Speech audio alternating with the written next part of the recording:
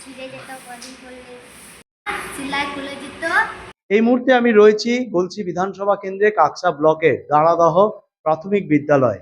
এখানে আজকে যে সকল পড়ুয়ারা তারা স্কুলে বিদ্যালয়ে এসছে, তারা কিন্তু সেই বিশ্ব বাংলার লোগো পোশাক পরেই কিন্তু আজকে এসছে, আর আজকেই তাদের শেষ এই পোশাক।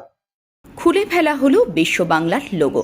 নতুন সরকার, তাই নতুন পোশাক পেল বিদ্যালয়ের পড়ুয়ারা, কিন্তু সেই পোশাকে নেই বিশ্ব বাংলার লোগো।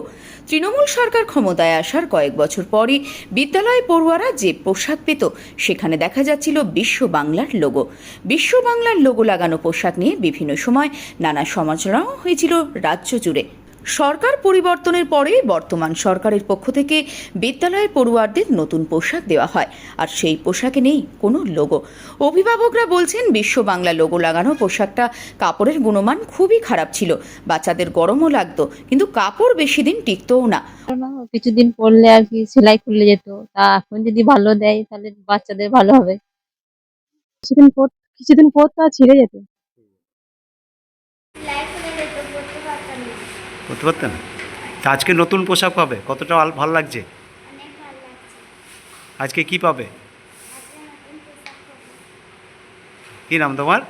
সাইনা খাতুন। সেলাই খুলে যেত, কাপড় পরতে পারতাম না। তা আজকে তো নতুন পোশাক দেবে, আনন্দ? আনন্দ। কি নাম তোমার? সুতি বাস্কি। হ্যাঁ, নতুন পোশাক বিদ্যালয়ে এসেছে। এবার পোশাকটা আগে যেই রকম ছিল সেরকমই আছে, তবে আগে পকেটে একটা বিশ্ব বাংলার লোগো থাকতো, সেটা এবছর দেখছি না। হ্যাঁ, ছেলেদের সাদা জামা নীল প্যান্ট যেমন ছিল তেমনই, আর মেয়েদের সাদা জামা নীল স্কার্ট। না, বিশ্ব বাংলার কোনো লোগো নেই। থেকে আর বিদ্যালয় পড়ুয়াদের পোশাকে লোগো থাকছে না বিশ্ব বাংলার।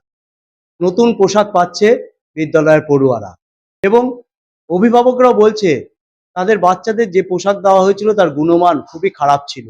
এখন নতুন পোশাক পেয়ে স্বাভাবিকভাবে আনন্দিত পড়ুয়ারা, তবে এবারের পোশাক যেটা এসছে সেই পোশাকে কিন্তু কোনো লোগো নেই।